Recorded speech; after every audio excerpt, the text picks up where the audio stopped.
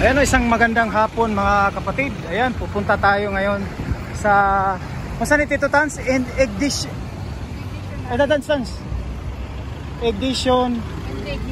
Ignition Rally, no? Putik BP Sara. Ayan, so dito sa Freedom Park, no? Roxas, Davao City. Ayan, magandang hapon sa inyo mga lahat, mga kapatid, no? Ayan, papunta na tayo. Sama natin si Tito Tans. Ayan, kasamahang vlogger yan. Shout out sa lahat.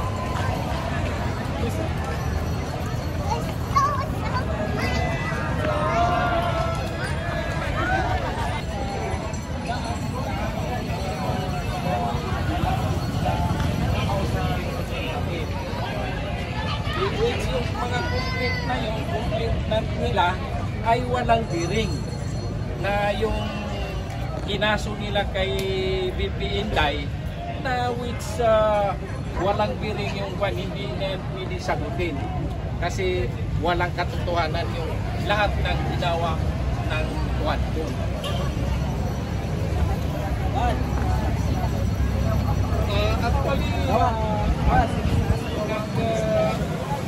Actually offer ng mga kwan, voluntary, nasa pitch namin na nasa mga 2,000 plus na ibang-ibang sektor galing sa Digos, Bansalan, Dioro, Del Sur, Norte, mga key leaders lang ang pupunta dito para masabi nga lang nila yung bakit yung nangyari na impeachment na pinasa nila sa Senado. Sir, ano po yung inaasahan nyo sakaling magsisimula na yung pag-vote sa Senado na magsisilbing impeachment? Sa amin, wala yun dahil paninira lang yung kay BP Inday. Kasi yung lahat na pinasok nila na complaint, walang bearing yun. Kaso lang, sinisiran lang nila si BP Sara para bumaba yung dignidad niya na how true itong mga pinay na complaint. Kaya yung sinasabi namin sa kanila, pinaparating namin sa buong mundo na walang katotohanan yung pinay nila ng complaint ng House of Representatives. Sir, how do you say na walang bearing? Ano po yung proof din natin? Yung proof na first time na pinail nila, yung sinabi nila na confidential fund. Alam man nila lahat na yung confidential fund ay sekreto yung kaya tinawag na confidential dahil hindi pinapaalam sa bawat tao, kundi ang nakakaalam lang yung Commission on Audit. Walang pakialam ang House of Representatives kasi ibang agency na ang mahawak ng confidential fund na yan. Kaya yung ginawa nila, demolition job, sisirain nila si BP Inday dahil si Inday ay nagsiservisyo ng totoo. Yung sila, in fairness, ang daming kumukuha dyan ng confidential fund. Tulad ni BBM, mas malaki yung confidential fund niya, 4.5 billion. Bakit hindi inimbestiga? Si Tambaloslos, yung confidential fund niya, bakit hindi nila inimbestiga? Yun ang sinabi namin na bakit si BP Inday lang ang tinitira nila. Sir, there were 7 cases of impeachment last alin po doon sa tingin ninyo yung gawa-gawa lang, and alin doon yung tingin ninyo pwede sagutin po? Halos lahat yung pinail ng kaso, walang biring yan. Puro yung kasinungalingan. Kasi kilala natin ang mga Duterte dito sa Davao, hanggang yung na-presidente siya, lahat ng mga congressman, pinupuri siya. Dahil sa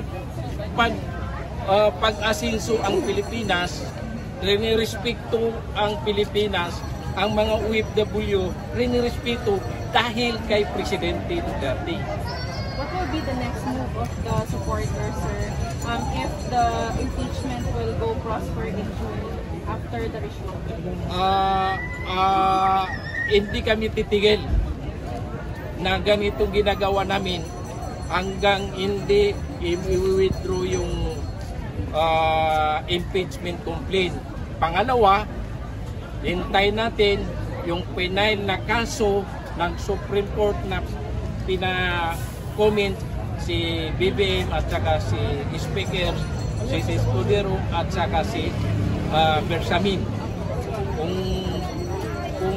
sasabihin nila yung sinabi ni BBM na kung unconstitutional yung GAA 2025 is mag-shutdown siya. Doon na tayo mag-people's power, mga taong bayan. Sir, will it reflect also sa election yung support for VP Sara? Will it reflect also dun sa mga sumuporta sa impeachment, sa entire Kaya nga, yung sinasabi namin na bawat yung marinig natin, yung comments ng Office of the President, yung pinakomment sila ng Supreme Court. Meaning, sir, it's a zero vote for those who hindi yan pwede magiging butuan yung mga tao na ganyan.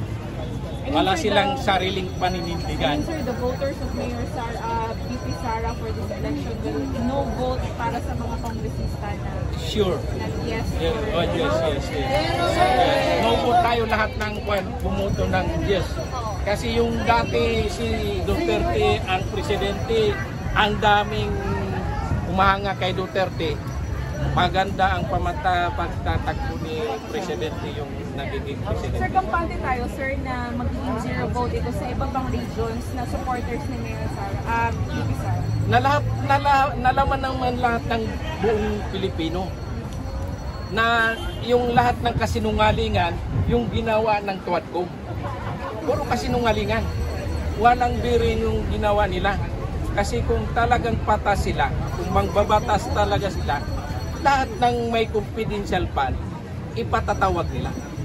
Bakit nagsisingle out sila kay VP Inday? Dahil si Inday nagsiservisyo ng totoo, dahil si Inday ay hindi na nagsasalita. Kaya ganun sila gago yung ginawa nila sa ating Vice Presidente. Yung mga voters ni Inday Sara sa ibang regions, sa ninyo mag-no vote sila dun sa mga kongresista pumirma sa impeachment? Madagdagan pa yun yung no votes nila kasi yung 32 million plus na bumoto kay VP Inday, nalaman nila talaga yung katotohanan, magiging 60 million pa yun. Dahil nakita ng taong bayan ng kasinungalingan yung pagbibigay nila ng kaso ng VP Sara Duterte. Sir, masahin ko lang sa mga kongresista na pumirma sa impeachment. Mensahe ko naman sa mga congressman pumirma ng yes na impa-impeach si VP Sara. Dapat sana mabigyan niyo ng sagot yung pirma ninyo. Bakit kayo pumirma na paalisin si Inday? Ano ba ang kasalanan ni VP Sara? Kung mayroon naman kayong statement na nandito naman yung mga 32 million na bumuto kay Inday. Sasagutin nila yan. Maraming mga nag-volunteers na magsagot sa yung paratang nila kay BP Inday. Sa mga senador na nilitis po sa impeachment. Actually, ang Senado, nakikita ninyo, minamadali nila pagpasa ng impeachment complaint doon sa Senado. Dahil alam nila mag-adjourn din yan. Tapos alam din naman ng Senado na yung ipinapasa nila hindi dumaan sa injustice. Kasi may committee justice ang House of Representatives.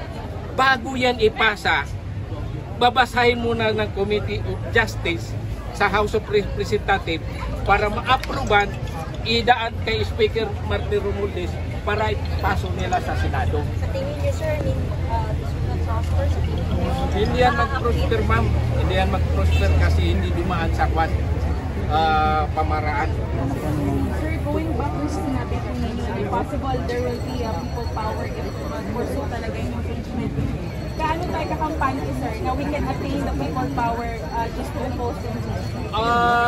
Yung sinabi ko na mag-people's power yung tao, kung halimbawa yung sinabi ni BBM na yung